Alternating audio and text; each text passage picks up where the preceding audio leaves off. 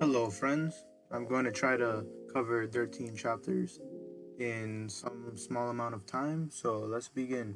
Feel free to speed up the video as you. Starting with chapter 3. A token is a classification of a common set of strings.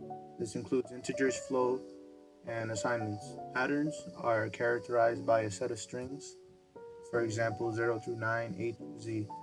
A lexeme is the combination of a token and a pattern used to match a sequence together. Basic terminology, nothing is important here. Parsing, the lexical analyzer takes a token and punts it through a parser. The parser gets errors. The parse tree makes a rest of front end and it creates a symbol table.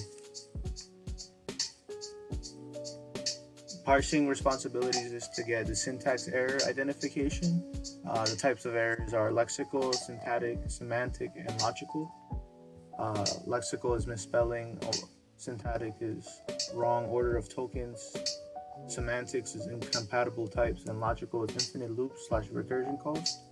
Not all errors are covered in parsing. BNF and eBNF, it stands for it's not on this, but it's just it's the extended Bacchus Noir form. It's some type of grammar form.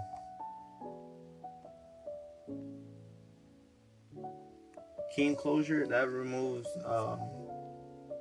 the epsilon symbols. Positive closure for having at least one occurrence.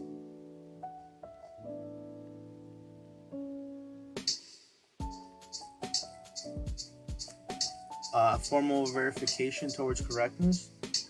This just means there's a precondition, a postcondition, and proof rules for programming statements. Pre is code that is something true that happens before the code executes. Post is after the code executes. If you have claim 1 and claim 2, where claim 1 happens before, claim 2 happens after, then you can deduce claim 3 such that claim 3 is between 1 and 2.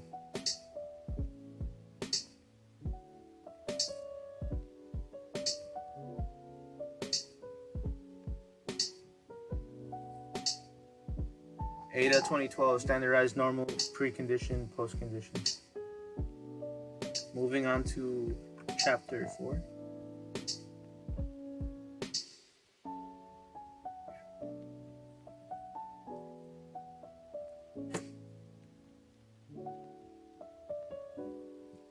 Chapter 4, grammar for top-down parsing. Grammar can't be ambiguous or left recursive. Grammars have no multiplied defined entries in the parsing table. They can be derived. A and B can be derived, but not both.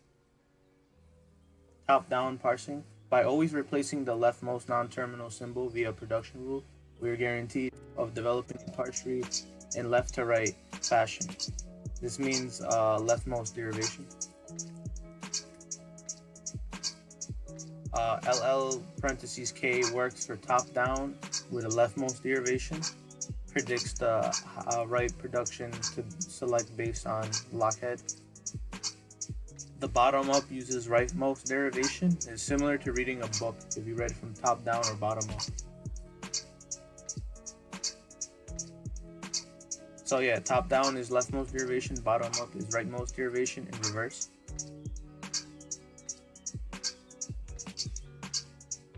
What's happening here, baby?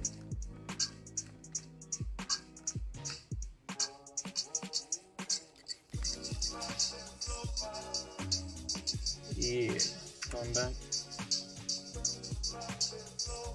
Rules are processed in reverse, so if you're going one way, it goes in the opposite direction if you read it backwards.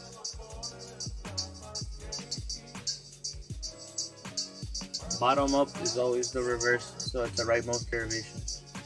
Advantages, it's efficiently implemented, it detects syntax errors very quickly. Disadvantages, it's difficult to build by hand.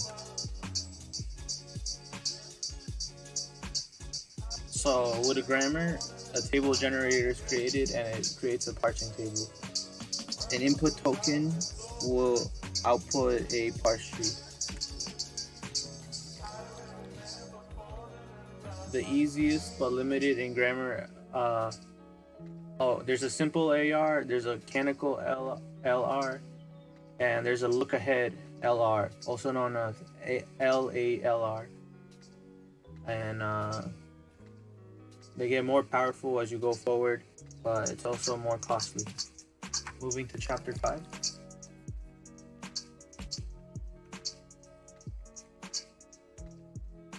This is going to be a long video, I can feel it. So, name binding scopes.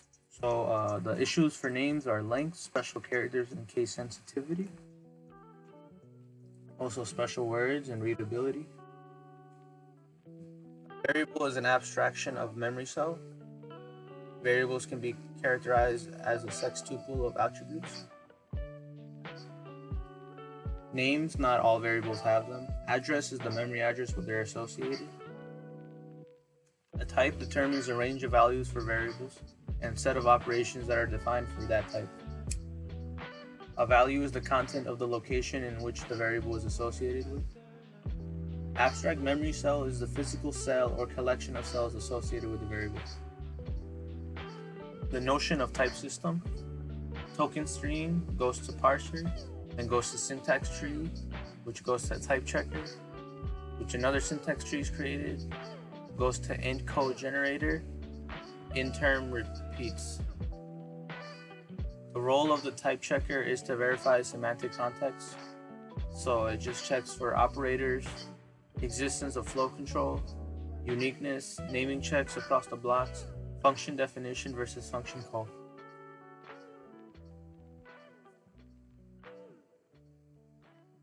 All expressions in language must have an associated type. They're basic, int, real, char, etc., or constructed from the basic constructed type.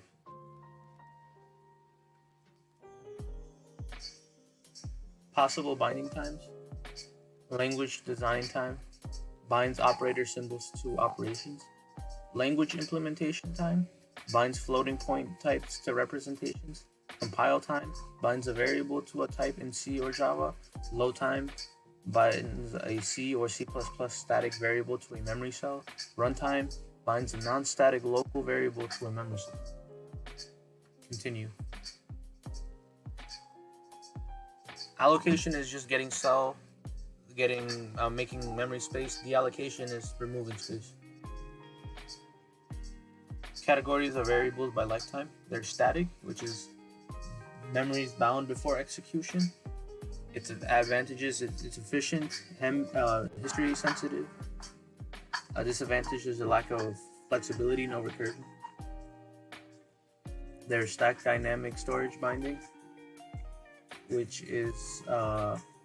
allows recursion and conserves storage. Disadvantage: overhead of allocation and deallocation. Subprograms cannot be history sensitive. Insufficient references, indirect addressing. Explicit heap dynamic, allocated and deallocated by explicit directives.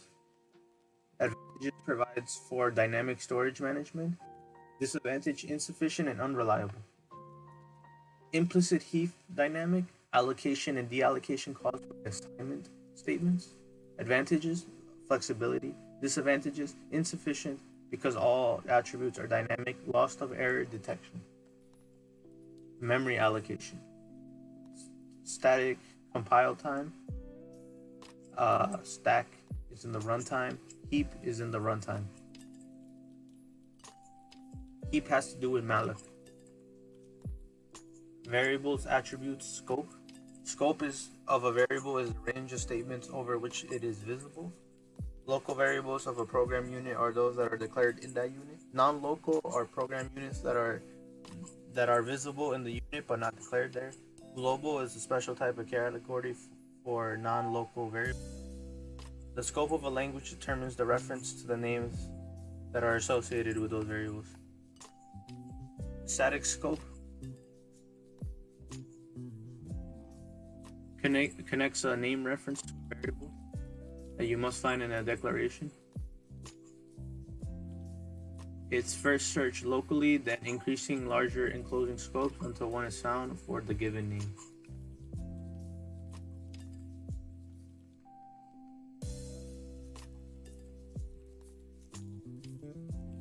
There's class scope, method scope, body scope, block scope. The class is the biggest and the block is the smallest.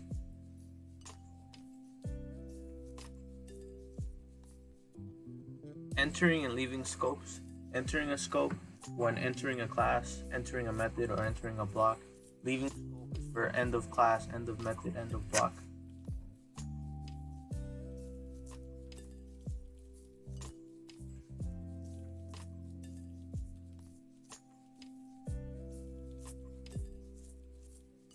Global scope are variable declarations that appear outside function definitions.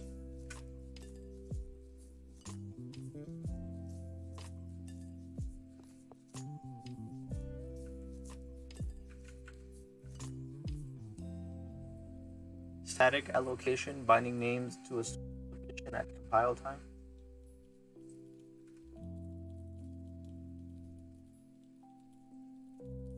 Where does the memory come from? It's either static, automatic, meaning the stack, or dynamic.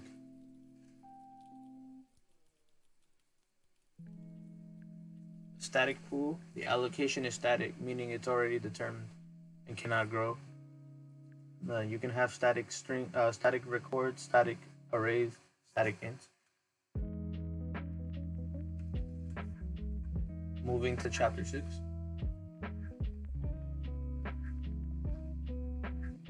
This is a lot. Primitive data types. Primitive data types are those that are not defined in terms of other data types. Those are like ints, strings, and long. Some primitive data types are merely a reflection of hardware.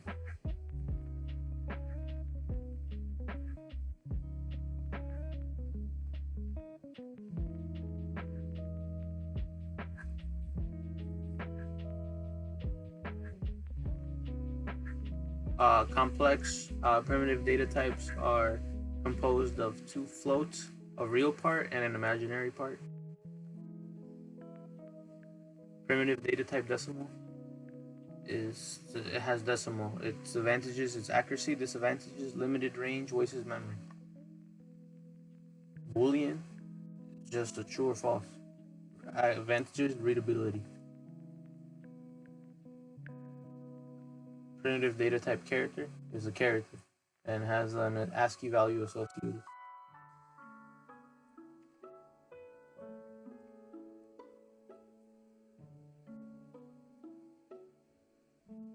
For character string implementation, static length means compile time descriptor. Limited dynamic length means needs to run time descriptor for a length. Dynamic length needs runtime descriptor. Allocation and deallocation is the biggest problem.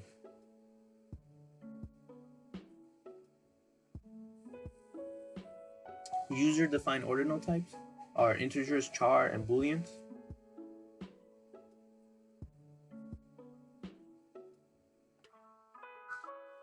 Enumeration are all possible values with the name constraints, such as the only days in the weeks are Monday, Tuesday, Wednesday, Thursday, Fridays, etc. Evaluation of enumerated types, aid to readability, aid to reliability. No enumeration variable can be assigned outside the defined range.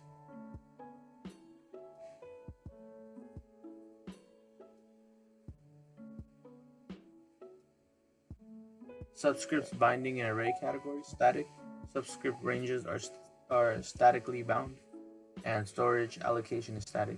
Advantages, efficiency. Fixed stack dynamic. Advantages, space efficiency. Fixed heap dynamic, similar to fixed stack dynamic.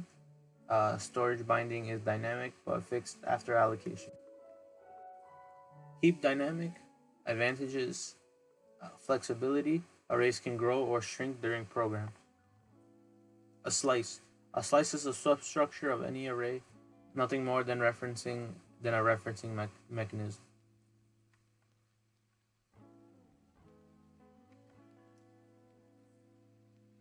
A record is a heterogeneous aggregate of data elements in which the individual elements are identified by name. A union type. Union is a type whose variables are allowed to store different types of values at different times during execution. Discriminated versus free union.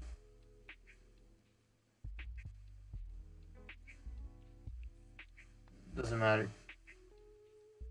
Point and reference types. A pointer type variable has a range of values that consist of memory addresses and a special value nil. The power of indirect addressing provides managed dynamic memory. A pointer can be used to access a location in an area where storage is dynamically created, usually a heap.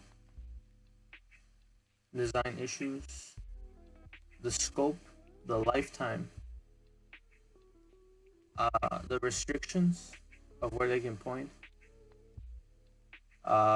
using it for which case, dynamic storage, indirect addressing, or both. Should the language support pointer types or not?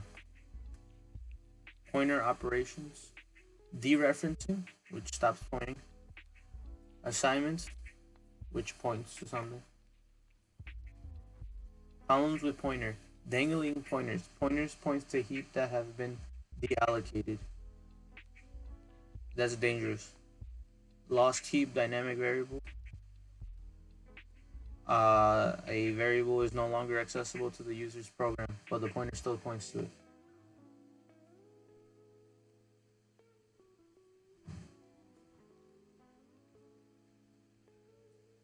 Reference types, advantages of both pass by reference and pass by value for C++.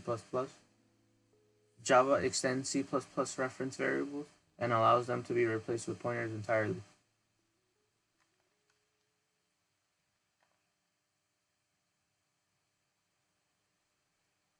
Type checking is the activity of ensuring that the operands of an operator are compatible types. Compatible types is one of that is either illegal for the operator or is allowed under language rules to implicitly convert by compiler. A type error is an application of an operator to an operand of the wrong type.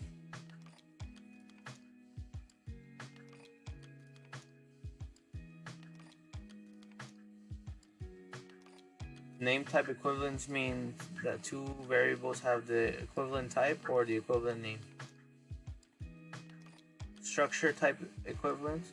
Structure type equivalence means that two variables have an equivalent type if their type has identical structures. More flexible but harder to implement. This doesn't matter.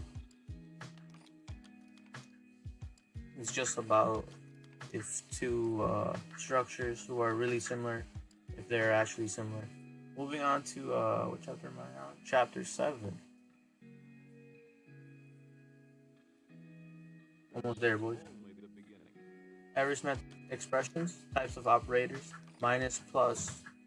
The ternary operator is the less than, more than, equal to.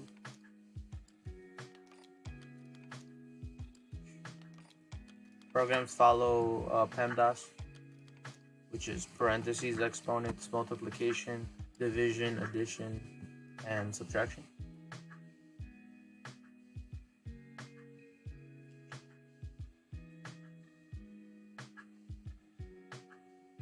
Typical associative rules, left to right, except star star, which is right to left.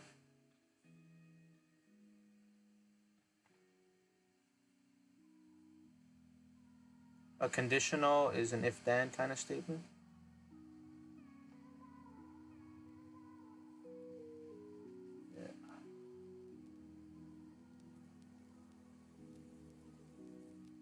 The structures of expression is prefix, infix, and postfix.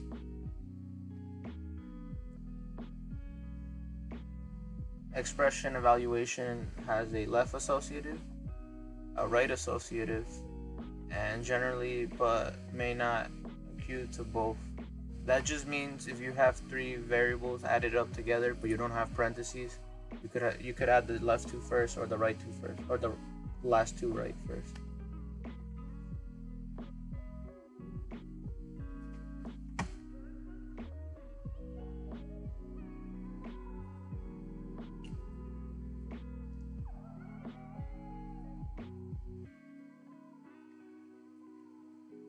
You should not have a two-way parameter in functions and now non-local references in functions. Advantages is works, disadvantage no flexibility. And disadvantages some compiler can't speak today, optimizations.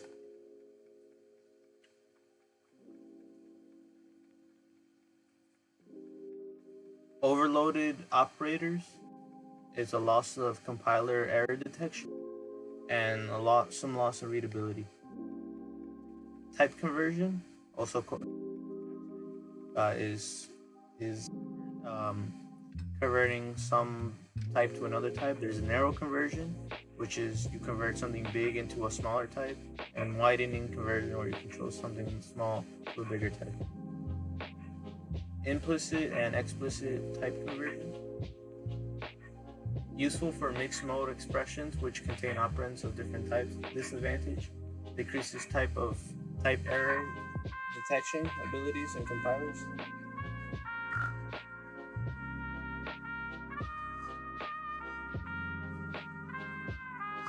Relational expressions.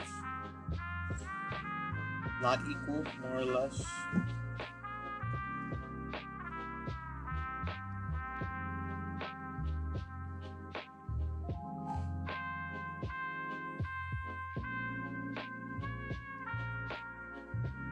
What is strictly equality? Two strings are strictly equal when they have the same sequence of characters, same length, same characters, and corresponding positions. Two numbers are strictly equal when they're numerically equal, have the same number value, and the same positivity and everything. Two Boolean operands are strictly equal if they're both true or both false. Two objects are strictly equal if they refer to the same object.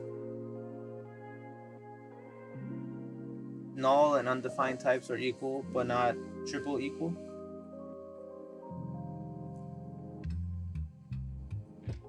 Boolean expressions consist of and, or not.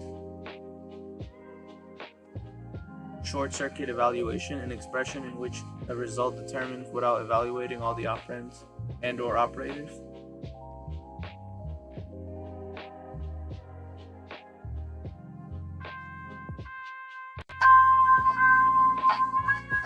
Most complicated assignments. Conditional targets, compound assignment operators, unary assignment operators. Unary is A++, compound is sum plus equals, conditional is x equals something. Multiple means A comma B equals 10.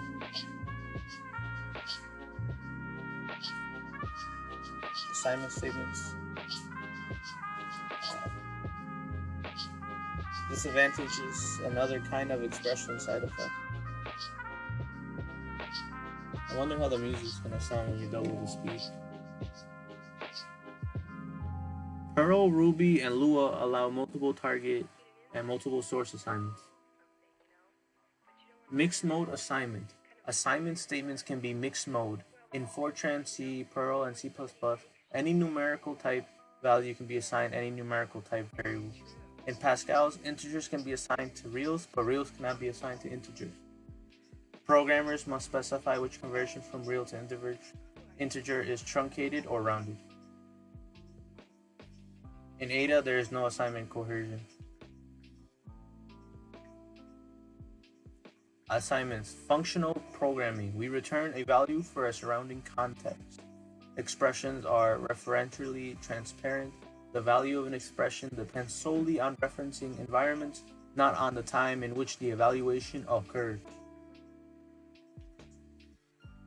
Assignment imperative, based on side effect. Influence subsequent computation. Distinction between expression, which is return to value, and statement, no value return, done solely for side effect.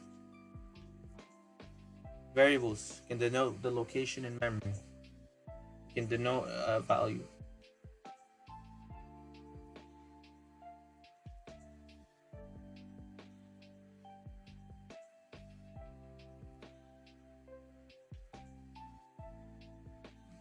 Combination assignment operators, it just simplifies mathematical expression.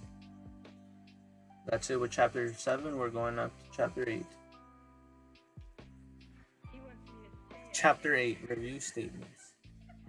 Selection statements and iterative statements, unconditional branching, other selection statements.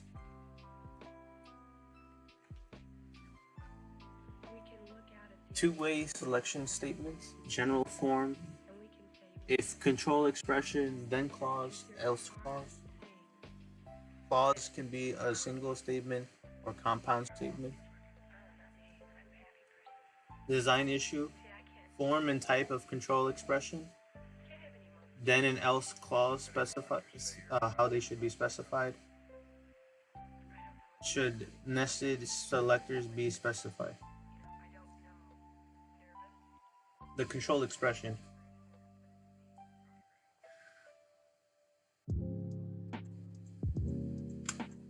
If then the control expression is in the parentheses. In most other languages, the control expression must be in a Boolean expression. In C++ and Python, it can be an arithmetic expression.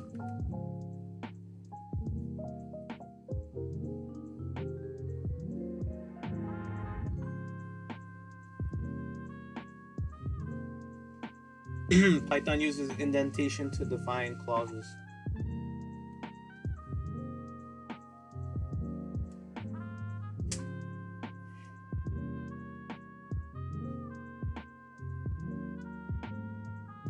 Fortran and Ada use special words to resolve semantics of nested selectors. The advantage is flexibility and readability.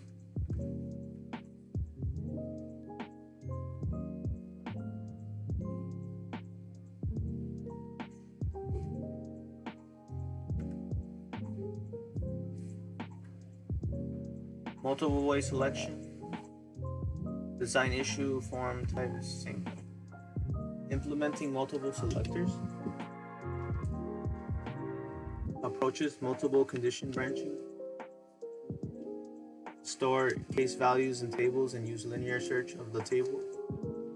When there are no more clauses, more than 10 clauses, a hash table of cases can be used.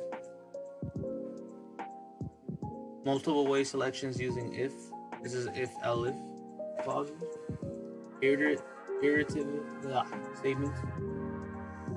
How iteration is controlled. Counter controlled or logical control. Where is the control mechanism in the loop? Design issues of counter controlled loops.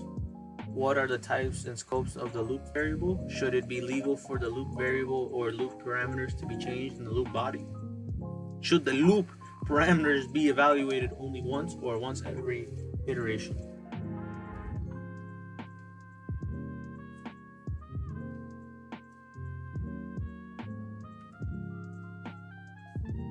Logically controlled loops.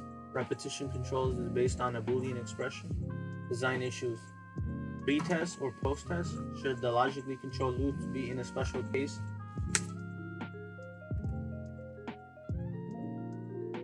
User located loops control mechanism. Users modify and control a program. More convenient for programmers to decide a location for loop control. Simple design for loop control. Break. Should the conditionals be a part of exit? Should control be transferable out of one loop? Iteration based on data structures. The number of elements in the data structure controls loop iteration.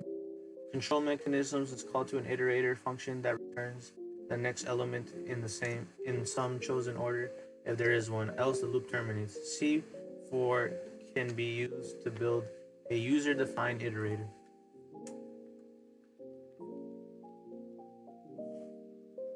Java has a collection of interfaces that control two methods. Unconditional branching transfers execution control to a specified place in the program. Problem readability. Some languages do not have them. Unconditional branching is just moving where the code is reading from, which block it's reading from.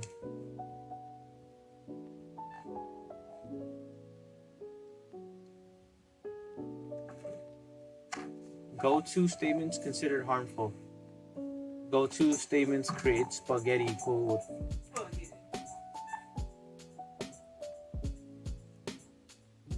Legacy structured programs use sequencing, alternation, iteration.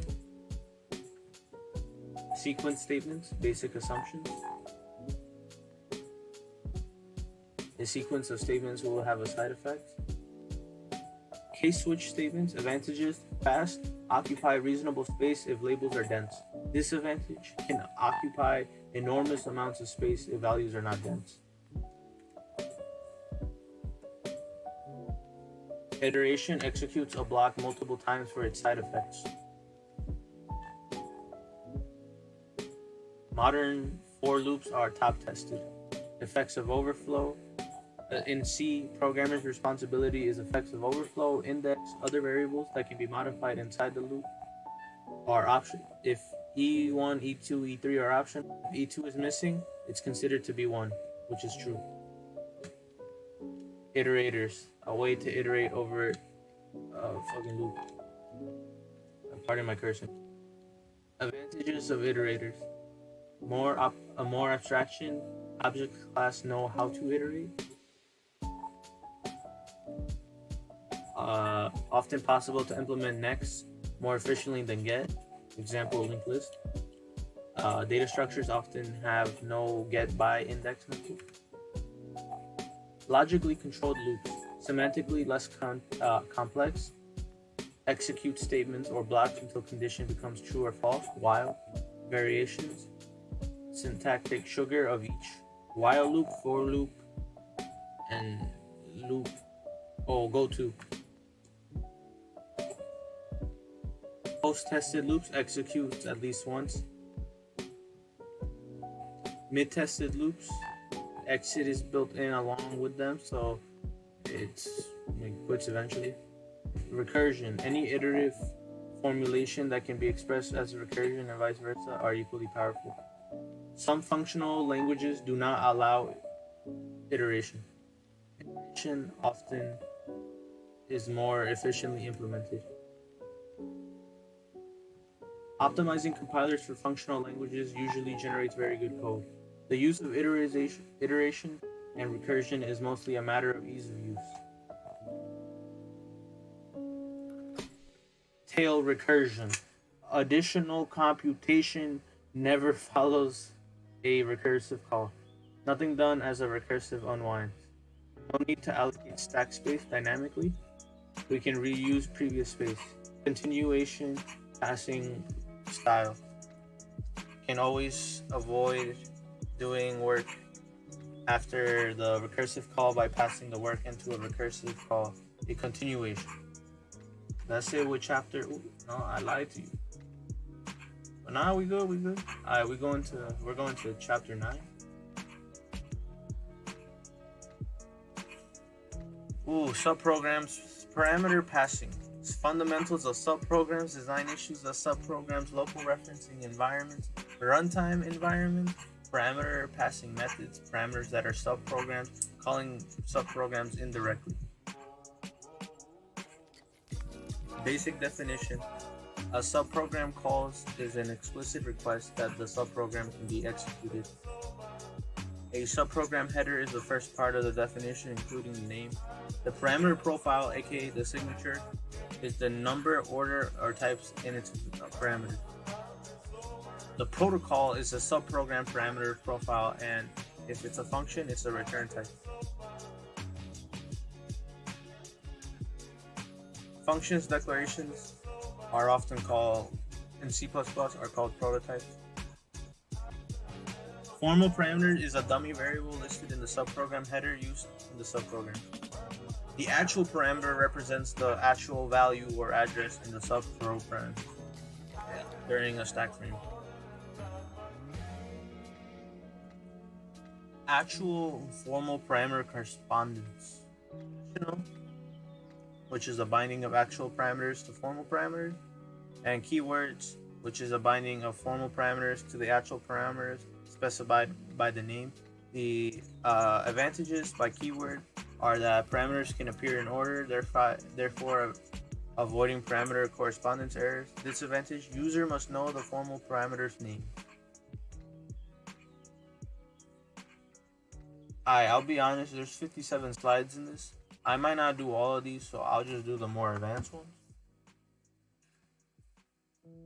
Design issues. Can it be static or dynamic? Can definitions appear in other subprogram definitions? What parameter passing methods are provided? Blah. Local referencing environments. Advantages: supporting for recursion. Storage for local is shared among some subprograms. Disadvantages: allocation and deallocation, initialization time. Indirect addressing. Subprograms cannot be history sensitive.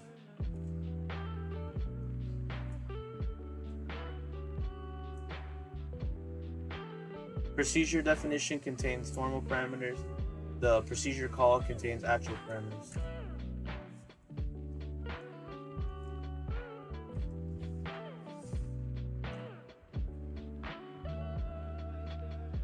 An activation record contains the return value, the actual parameters, optional control link, optional access link, save memory, machine status, local data, and temporaries.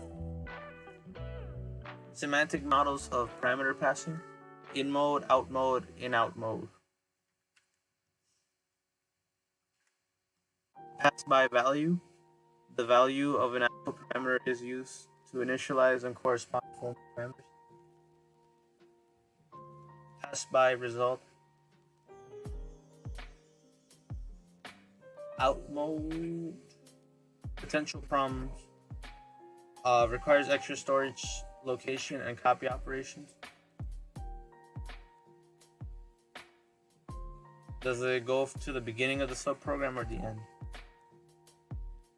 Pass by value results in out mode. Disadvantages: those of pass by result and those of pass by value.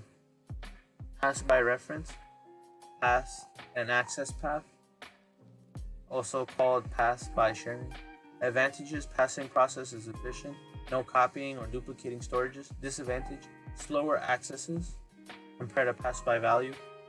Potential for unwanted side effects, collisions, and unwanted aliases.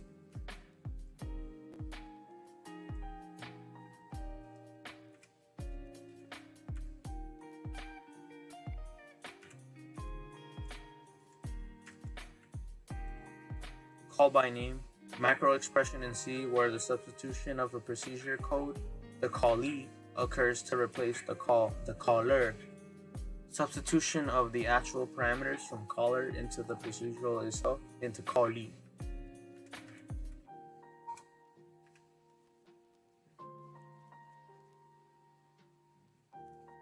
Some languages only allow one parameter passing. C, Fortran, Lisp. Other languages allow multiple. Pascal, Modula, Ada, Java. Main parameters passing mode: call by value, pass by value, call by reference, pass by address, call by name, pass by text.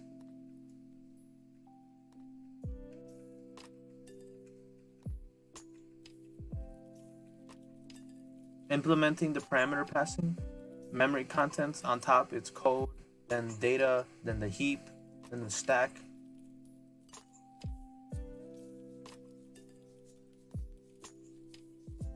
Pass by value is value copied into stack location. Pass by results implements opposite of pass by value. Value is assigned by actual parameters and are placed on the stack. Retrieved by calling the program unit upon termination of call of subprogram. Pass by value results: stack location for parameters is initialized by the call and then copied back to the actual parameters upon termination.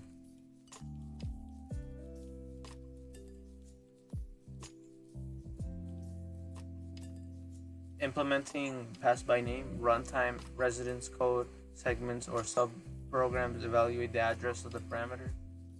Very expensive, pass by reference or value result.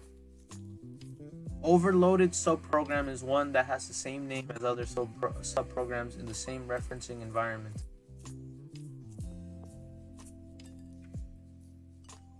Generic subprograms. Generic or polymorphic subprograms take parameters of different types on different activation. We're almost there. I might make a part 2 of this video. This video is extending pretty far.